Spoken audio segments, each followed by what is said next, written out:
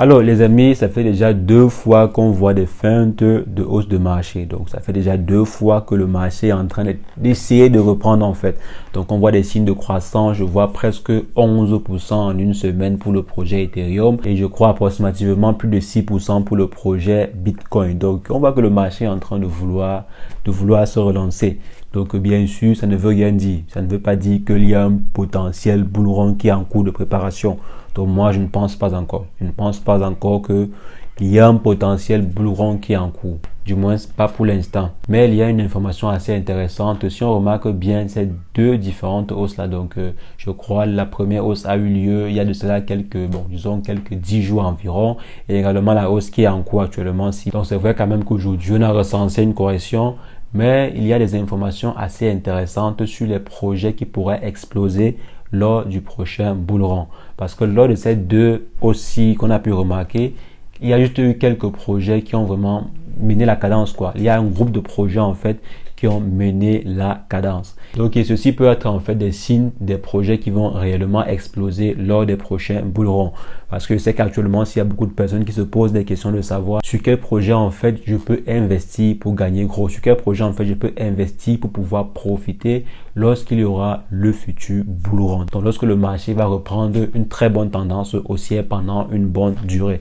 Donc sur quel projet en fait je peux investir. Et les 2 mini aussi, si je peux dire cela ici, des mini aussi nous ont présenté, nous montrent en fait des signes de très très bons projets. Donc c'est ce qu'on va essayer en fait de débattre ensemble. Quels sont les différents projets qui ont montré de très bons signes et sur lesquels on peut se concentrer et possiblement investir pour espérer quelque chose d'assez intéressant au futur bull run. Donc si jamais c'est la première fois que vous atterrissez sur cette chaîne, quotidiennement nous faisons de superbes vidéos sur le décryptage de crypto-monnaies, d'investissement en bourse ou investissement en ligne de façon générale. Donc si l'une de ces thématiques vous intéresse, n'hésitez pas, abonnez-vous et cliquez sur la cloche pour ne rien rater des prochaines vidéos. Alors en ce qui concerne le sujet du jour, on va simplement se retrouver après une brève introduction.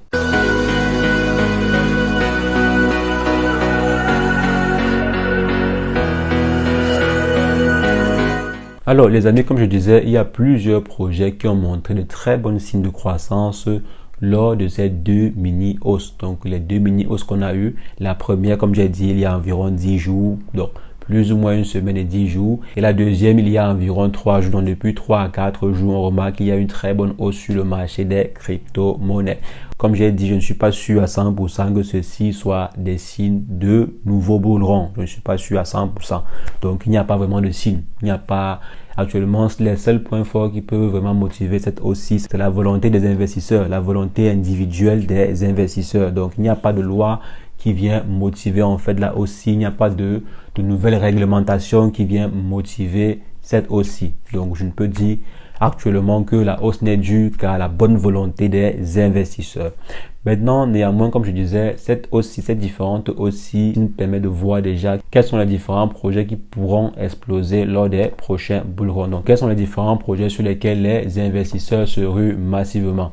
Donc, pour ma part, ce que j'ai remarqué, parce que j'ai pas quand même examiné tout le marché des crypto-monnaies, j'ai pas examiné tous les 10 000 projets, mais quand même, j'ai remarqué que les différents projets sur lesquels les investisseurs investissent massivement sont des altcoins. Donc, il y a beaucoup de personnes qui investissent plutôt sur les altcoins au lieu d'investir sur le Bitcoin, quoi. C'est vrai quand même qu'il y a un bon nombre de personnes qui continuent d'investir sur le Bitcoin. Donc là, il n'y a rien à faire. Mais il y a quand même une grande partie des investisseurs qui investissent sur des altcoins. Par exemple, Ethereum, on a remarqué que Ethereum, pendant ces 2 aussi, a pris même plus de 30%. Je crois plus de 30, voire 40%, parce que le prix est passé de 1000, parfois de moins 1000, même si je ne me trompe pas, on était à presque $800 ou bien $900 pour l'Ethereum. Et aujourd'hui, si je ne me trompe pas, ou bien hier, on avait atteint les $1750. Donc, c'est même presque 90%. C'est presque 90%. Si on prend par exemple les $900, il y a de cela quelques semaines, et les $1750 d'hier ou bien avant-hier, je crois que on a fait presque 90%. Donc le prix a été presque multiplié par 2. Donc vous voyez en fait que les investisseurs se sont beaucoup plus rués sur des projets, sur des altcoins. Si on prend le Bitcoin, le Bitcoin qui était de, disons, quelques 17 900 ou bien voire 18 000 à 24 500 ou bien presque 25 000. Bon, c'est aussi une croissance assez intéressante, mais beaucoup de personnes se concentrent beaucoup plus. Beaucoup d'investisseurs se concentrent beaucoup plus sur des altcoins. On a par exemple vu le projet Matic. Donc le projet Matic qui était de 0,3 voire 0,4, je crois bien, à presque $1. Donc le prix a été multiplié par au moins 1,2. 1 à 1,2. Donc de quitter de 0,4 à presque $1, c'est plus de 100%. Juste pendant ce laps de temps-ci. Juste pendant ce laps de temps-ci. Donc c'est plus de 100%. C'est plus de 100%. Quitter de 0,34 voire 0,35 à presque $1 ou bien à 0,95 comme c'est aujourd'hui, c'est plus de 100%. Vous voyez qu'en un laps de temps de juste 1 à 2 semaines, donc 1-2 semaines je crois, depuis la première mini hausse qu'on a eu. Donc si vous aviez investi $100 quand le prix était à 0,35, c'est au minimum à 250 voire $300. Donc il y a des projets pareils. Il y a également le projet Phantom qui a vu son prix être élevé. Il y a aussi le projet Solana. J'ai vu le projet par exemple Solana descendre à $27. Donc moi personnellement j'ai pu entrer, j'ai eu la chance d'entrer sur le projet Solana quand cela était à 0, donc pas 0, quand cela était à $27. Donc actuellement si le prix il est à je crois 45, donc 43, $45, c'est déjà assez intéressant. C'est très intéressant comme rentabilité. Donc vous voyez déjà qu'il y a plusieurs projets pareils qui font du minimum fois 50%, 60%, 70%. Et là, ce n'est même pas le bull run. Vous imaginez que ce n'est même pas encore le bull run. Donc quand le bull run sera vraiment là, vous allez pouvoir faire facilement du x2, x3, x4, x5, x6, x7, voire même x8 avec certains projets. Je prends par exemple juste le cas du projet Solana. Juste le cas du projet Solana. J'ai pris quelques positions quand le projet était à $27. Je pense que le prix le plus élevé du projet Solana, c'était un peu plus de $300. Donc à peu près $300. Donc lorsque le prix du sol va atteindre également ce prix-là, j'aurais fait du minimum x 10. J'aurais fait du minimum x 10. Ça veut dire par exemple que si j'ai investi $10,000, j'aurais $100,000. Donc minimum x 10 avec le projet Sol. Vous voyez que c'est énorme. De $10,000 à $100,000 avec juste un projet pareil, c'est énorme. Donc il y a plusieurs projets assez simples à dénicher, pas très compliqués. Vous avez des grands projets comme Solana, comme j'ai dit. Vous avez des grands projets comme Matic qui parfois chutent jusqu'à un certain chiffre. Donc vous pouvez simplement vous positionner sur ces différents projets-là et avoir une très bonne rentabilité. Donc on voit très bien que lors de ces mini hausses là, les projets pareils ont vu leur prix être multiplié par, comme j'ai dit, minimum x 30%.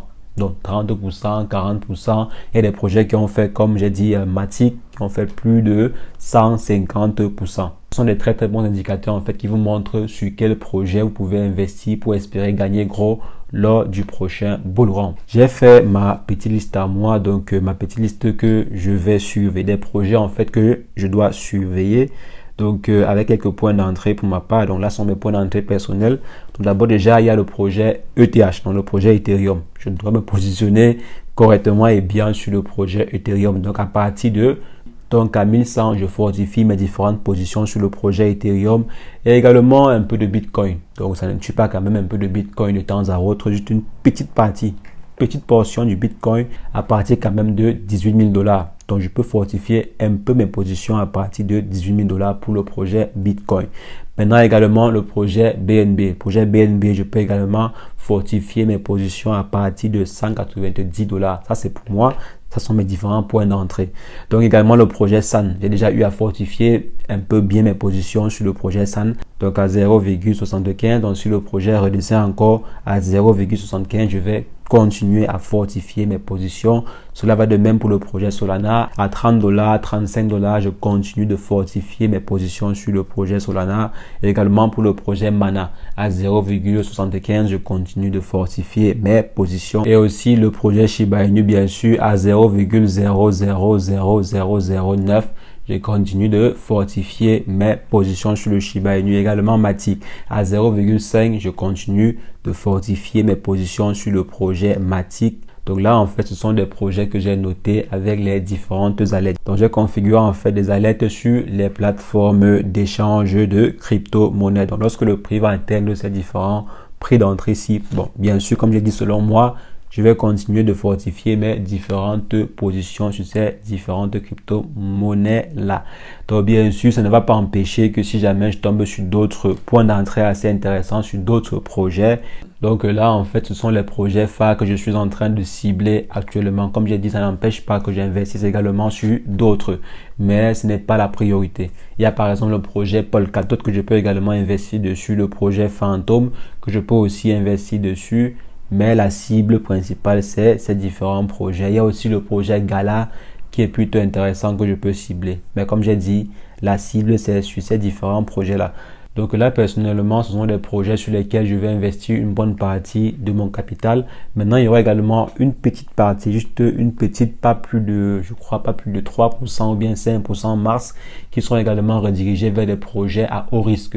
Là, ce sont des projets, je dirais, le risque par exemple que l'un des projets s'y fasse comme le projet Terra Luna, le risque est très très bas. Le risque est vraiment très très bas. Que l'un de ces projets-là puisse par exemple chuter ou bien devenir, je ne sais pas, comme j'ai dit, le projet Terra Luna, c'est très très bas. Maintenant, il y a aussi une portion de votre capital, bon, une portion de mon capital que je prends pour investir sur des projets un peu plus risqués.